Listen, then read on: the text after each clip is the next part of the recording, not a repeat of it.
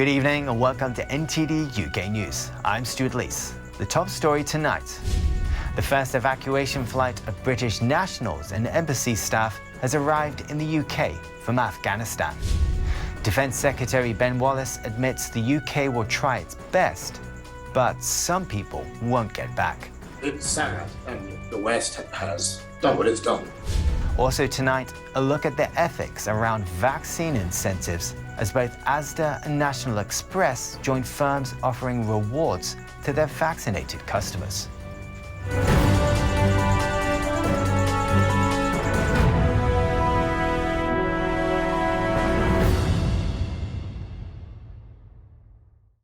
Defence Secretary Ben Wallace admits some people won't get back from Afghanistan after the first British evacuation flight arrives in the UK.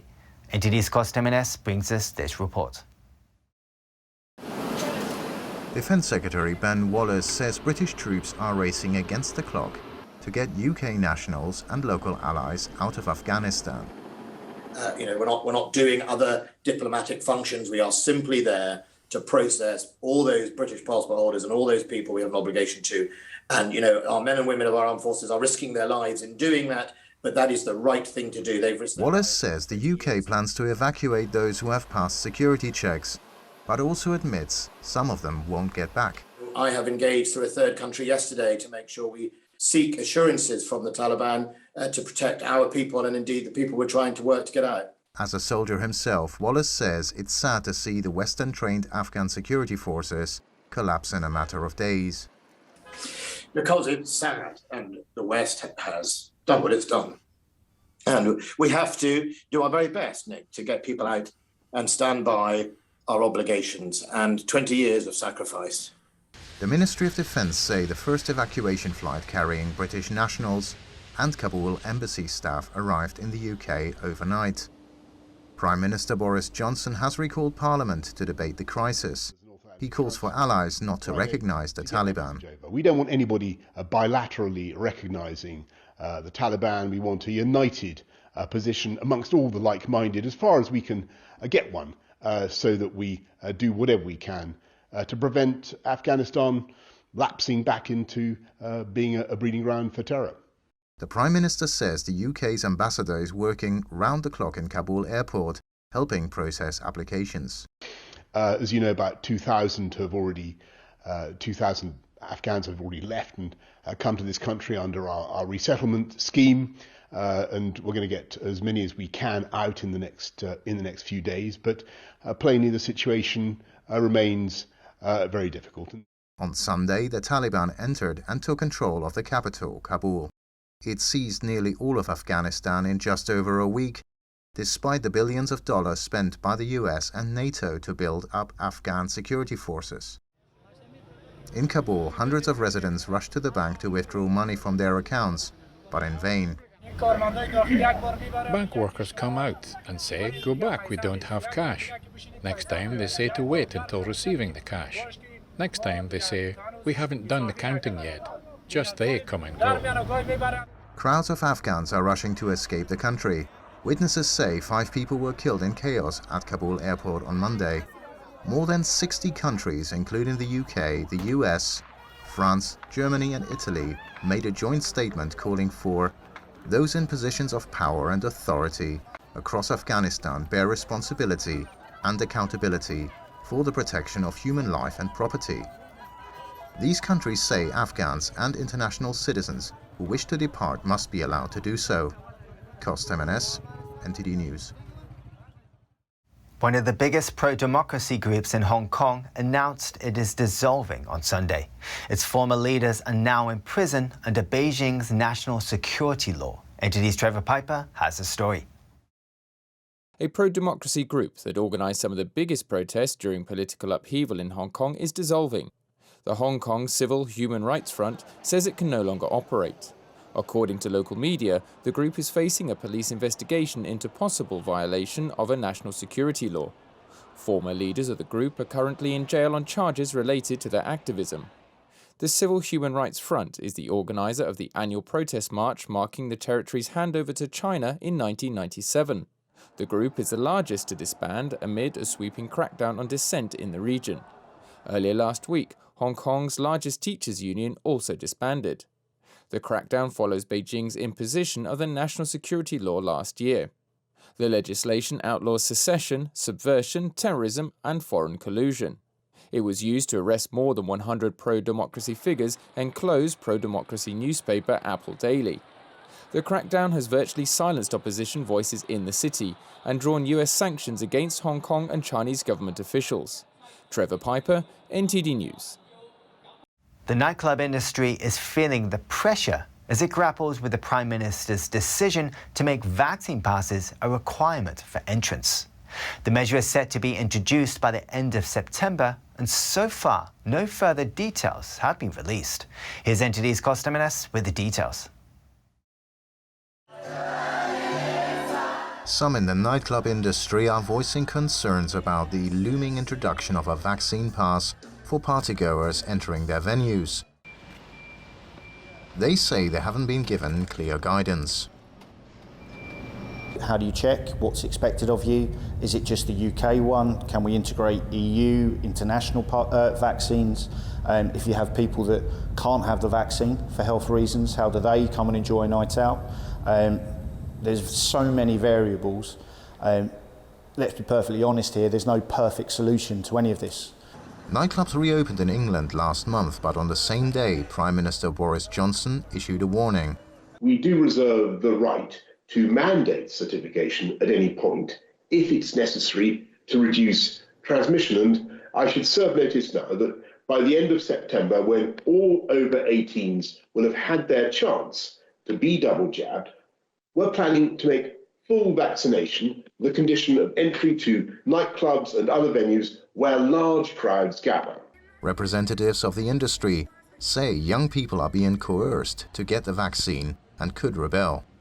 From our perspective, it's about people having a choice. That's what democracy is about. And the fact of the matter is that rebellion is going to end up in empty warehouses and empty properties across the country where illegal events are going to take place, and that is going to be counterproductive from a government perspective. Night Czar of the Office of the Mayor of London says the industry needs clarity on vaccine pass rules as soon as possible. We need those detailed plans, and we have to realize that our nighttime industries make a huge contribution to our cities and across the UK. And they've always wanted to be part of the solution, not part of the perceived problem. The vaccination drive among younger adults in Britain has slowed down in recent weeks. This trend has prompted the British government to offer incentives like discounts and free pizza to persuade young people to get the shot. Over 90% of those aged over 60 have been fully vaccinated. Around 60% of people under 34 are. Condemns, NTD News. Asda and National Express are among a number of companies to offer vouchers to young people who get vaccinated against COVID-19. They join Uber, Bolt and takeaway service Deliveroo in handing out discounts to people who get the jab. But some experts have questioned the ethics of the incentives. NTD's General has this report. In what's been referred to as jabs for kebabs, some companies are targeting young people with vaccine incentives. Asda says it will give vouchers for its clothing brand to those aged 18 to 30 at some pop-up vaccination clinics. National Express buses in the Midlands will offer saver tickets to 1,000 people. Lastminute.com will offer over 18s who book vaccinations through their website gift cards towards holidays abroad. The companies join Uber, Bolt and Deliveroo in offering exclusive offers to people who get the jab. This comes as the government launches adverts that say don't miss out on the good times, don't miss out on your COVID jabs, or another variety of the advert says don't miss out on clubbing. The government says this is to drive vaccine uptake in young people, but what do you think are the potential other consequences in this type of policy? Well, it's not so much the other consequences, it's whether or not it's an ethical thing to do. That's what I would focus on mainly, is that basically in the tradition of medical ethics in the West, an intervention, a medical intervention, has to benefit the individual, and the individual has to consent to this and has to consent to it freely. So threats aren't allowed ethically, incentives aren't allowed ethically, anything that can be regarded as coercing or forcing a person down a particular direction, even if it's in their best interests, is not normally considered to be anywhere approaching ethical. So that's not necessarily a consequence, but I suppose one consequence is it undermines the whole understanding of what it is to be ethical in the medical profession or in healthcare or in government. If you're going to persuade people to do something, that's very different from educating them and giving them informed facts. There's no reason why they can't be given informed facts, and the fact that it's preferred to give them vouchers and other incentives really calls into question, the government's confidence in the actual facts themselves. And in terms of you mentioned coercion and incentives, and many people will see it that way, and a bribery as well. What do you think about those terms from an ethical perspective? Because they feel slightly different as well. Yeah, well, there's lots of levels of coercion from I'll use an example of going to the doctor, going to see a GP, and the GP has got a range of options, obviously, as we all know. And at one level is, here is the information, you can do this, you can do that, you can do this, here will be the consequences, etc., etc. The research shows this, about this, etc., etc. Freely given the information so they can make their own minds up. And then the clinician may offer support in that, say, would you like me to talk it through with you, that sort of thing. That's the normal accepted standard. If instead you go to the doctor and the doctor says something, you're not looking very well, I think what you really need is treatment X, and we can give it to you right now, and I think this really is the right thing to do. And then further says, well, if you don't do this, you might harm yourself, you might harm others, you might harm your family. And if this is not true, which it sometimes isn't, then that is obviously unethical by normal Western standards. And even you can go even beyond that into a further level of coercion where you actually threaten people. Like, if you don't have this, you will be irresponsible, you will potentially harm lots of people around you, and so you can make people feel guilty by coercing them. So you've got this sort of spectrum of freely giving information in an unbiased way to very, very biased persuasion, and giving out vouchers to young people and encouraging them to be vaccinated, because if they don't get vaccinated, they won't have as much freedom as the people who have got a vaccination, is massively coercive and not normally acceptable in medical ethics standards. Some European countries and some American states are using cash as an incentive for people to get the jab. In Greece, unvaccinated people are banned from restaurants and theatres at least until the end of August. In France, you need a health pass to go into restaurants, cafes and museums. Here in the UK, the government plans to only allow vaccinated people into nightclubs from the end of September, but many venues oppose the move and large-scale protests are expected at the end of the month. Jane Werrell, NTD News, London. Tourists are slowly coming back to Barcelona. Spain was badly impacted by the first wave of the pandemic as a halt on international travel put a massive strain on the country's tourism industry. NTD's Eddie Aiken has this story. The world's second most visited country, Spain, is seeing a return of tourists.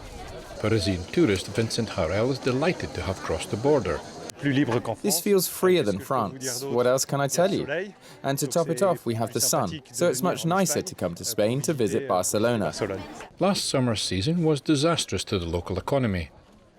Just 3.3 million tourists came to the city. That's down from nearly 12 million pre-pandemic. This year, city officials are hopeful of a recovery, up 50% on last year. But many restrictions remain in place. Cultural venues and shopping malls can open at 70% capacity, while restaurants and bars can open at 50% capacity for indoor seating. though outdoor areas are largely unrestricted. I think it's still a very open city. There's a lot of the terraces are open. Most of the parks and the museums are open, which is great. I think the limited capacity is very smart with the pandemic going on.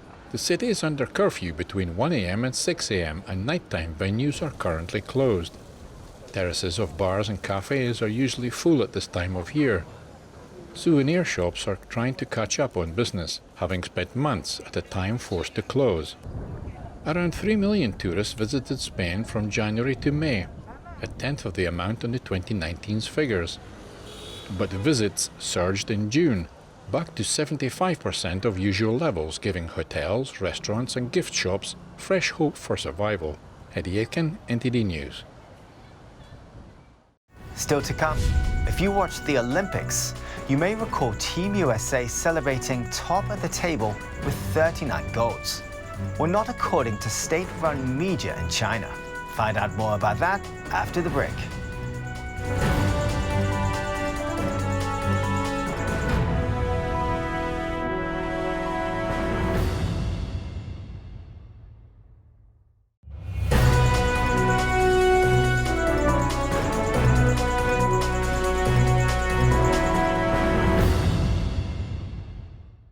Chinese state media is declaring China the winner of the Tokyo 2020 Olympics, according to pictures posted online. It's assuming the title by claiming the medals of Taiwan and self-governed regions such as Hong Kong. NTD's Joanna Conway brings us the details. Images on Chinese state-run media appear to declare China as a winner of the recent Olympic Games. That's despite the International Olympic Committee officially declaring Team USA as champions. The United States finished with 39 gold medals, 41 silver and 33 bronze, a grand total of 113 medals. China ended up with 38 golds, 32 silver and 18 bronze, totaling 88 medals. But China's CCTV showed a different medal count, with China claiming medals won by Hong Kong and Taiwan. Images shared on Chinese social media site Weibo show China also claiming Macau's gold, taking their total to 42. On this basis, Chinese state-run media is claiming an Olympic win for China. The International Olympic Committee, however, recognises Taiwan and Hong Kong as independent competitors. Joanna Conway, NTD News. Last week, Lithuanian officials said the influx of a record number of migrants from Belarus, mostly Iraqis, looks to have halted. Now, the nation needs to process a pile of asylum bids and deal with the concern in local communities. NTD's Eddie Aitken tells us more. Last Wednesday, a group of residents of a Lithuanian village near the border with Belarus patrolled the streets. They were looking for migrants who had escaped from a camp nearby. We are worried about our safety. 2 weeks ago, Rudninkai village was very quiet. But when a huge number of migrants arrived, this calm was disturbed. These people have a completely different culture. Earlier, 20 migrants had fled, but were detained by police the same night. So far this year, more than 4,000 migrants from 40 countries, mostly Iraq, have illegally crossed from Belarus into Lithuania. That's 50 times more than the whole of 2020. The Baltic nation of just under 3 million sees the influx as retaliation by Belarus's authoritarian President Alexander Lukashenko to sanctions the EU imposed on his country.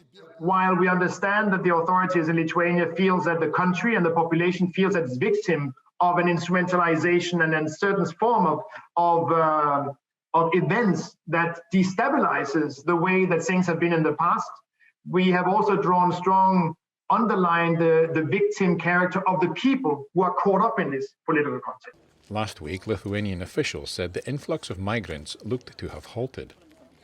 Now the country needs to process thousands of asylum bids and ensure the well-being of those inside detention centres. It's almost 1 month, more than 1 month. I'm here, but nothing happened this all 1 month. Just sleeping, waking up, and seeing the same places. You can't go out, no freedom, no nothing to do. And authorities also need to deal with the concerns in local communities over the influx. Residents of areas where camps were planned recently protested outside the Lithuanian government buildings in Vilnius. Migrants have diverse reasons for coming. I just pray that the European Union give me the protection that I need. I just need the protection now because I cannot go back to my country. With the Afghan capital Kabul taken by the Taliban over the weekend, Europe is concerned about a new influx. Eddie Aiken, NTD News. Israel's foreign minister said he has recalled his country's ambassador to Poland. This comes over legislation that restricts the rights of former Polish property owners, including Holocaust survivors and their descendants, to regain property seized by Poland's former communist regime. NTD's Joy Duguid has this report. Israel on Saturday condemned the Polish government for a new law that would set limits on the ability of Jews to recover property. Poland today, for the first time, approved an anti-Semitic and immoral law. Lapid, whose late father was a Holocaust survivor, said a new ambassador who was scheduled to leave for Warsaw will not be sent at this stage. Poland has tonight become an anti-democratic, non-liberal country that does not honor the greatest tragedy in human history. Up to now, Jewish expatriates or their descendants could make a claim on a property that was seized by Poland's post-war communist authorities, and before that by the Nazis. The new law now sets a 30-year limit. Polish President Andrzej Duda said he strongly objected to anyone suggesting that the law was directed specifically against Jews who survived the Holocaust. He said the new law will create clarity over property ownership. Washington also says it's deeply concerned about the law. Poland is an important NATO ally. A NATO ally that understands the transatlantic alliance is based on mutual commitments to share democratic values and prosperity. So with that in mind, we urge the government of Poland to demonstrate its commitment to these very shared principles. Israel said it would discuss next steps with the US government. Joy Duguid, NTD News. A German wine grower's family business was severely hit by deadly floods last month. Despite this, he is determined to get back on his feet. NTD's Trevor Piper brings us his story. Lucas Sermon took over an almost 300-year-old winery from his father Elmar.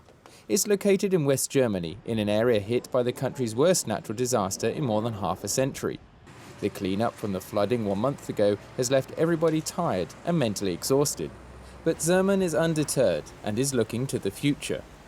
When I took over the business, I had a clear goal and I developed a vision, and I won't back off from it. All I want is to produce the best possible quality wine and get people excited for the wines from our region. This is now a new period. I wouldn't say it set us back. It sped up certain processes. I am looking into the future very positively. The floodwater ruined the building's electrics and brought mud into the cellars, covering bottles with dirt. But Sermon spent hours and hours cleaning the bottles they had rescued. Now, with the electricians fixing the place up, Lucas's father says they're setting goals for December. Our next goal is to bottle the first wine in December, which means we will have wine again in nice new bottles with nice clean labels, the way we are used to it. And then we will see. I am kind of optimistic, but I won't deny that everyone here has his bleak moments. More than 170 people died in last month's flooding. Insured losses from the floods are thought to total 4 to 5 billion euros, while only around 45% of homeowners in Germany have insurance that covers flood damage. Trevor Piper, NTD News. A wave of Agritech startups works to transform agriculture as we know it. The idea is to help farmers cut fertilizer and pesticide use, lower costs and boost profits. A British firm has launched its first commercial farming robot. NTD's John Conway has more on this. Meet Tom, a crop monitoring farming bot. This four-wheeled robot uses GPS and artificial intelligence to digitally map a farmer's field. But we see a vision where actually we develop a farming system around what is optimal for the individual plant. Small robot companies' bots represent a next step in the evolution of farm automation. It's part of a wave of Agritech startups working to transform production in a sector that's under economic strain. The idea is to help farmers cut fertiliser and pesticide use, lower costs and boost profits. The company says Tom can cover 20 hectares per day autonomously. On one shift, it collected data points of over 12 million plants in a single 6-hectare field. 250,000 were identified as weeds. The images are then fed into an AI engine that's been trained to tell the difference between a crop and a weed. In a grass field where you've got a mix of grass and clover, you'd want to identify the clover and identify the grass, leave those things in place, but where there are other weeds, where there are docks and things like that that are out competing the thing that you're trying to grow, you want to be able to take those things out. In April this year, the first Tom robot entered commercial service. It delivered as a monthly subscription to ease the burden on cash-strapped farmers. But the firm doesn't plan to stop there. Technicians are testing a new droid called Slugbot. It delivers slug-killing nematodes to protect farmers' crops. We're developing here a robot that will have a camera and an AI which will be able to spot individual slugs. And as it sees a slug, it will spray a really, really small area with nematodes, which are harmless to the environment, but quite harmful to slugs, and then will kill all the slugs. A chair at Britain's National Farmers Union says there is a place for robots on farmers' fields of the future. I think farming is just like any other manufacturing sector. I mean, we are a factory without a roof, effectively. She adds the technology is still yet to reach expectations. Joanna Conway, NTD News. That's the news for today, and thanks for tuning in. I'm Stuart Lees.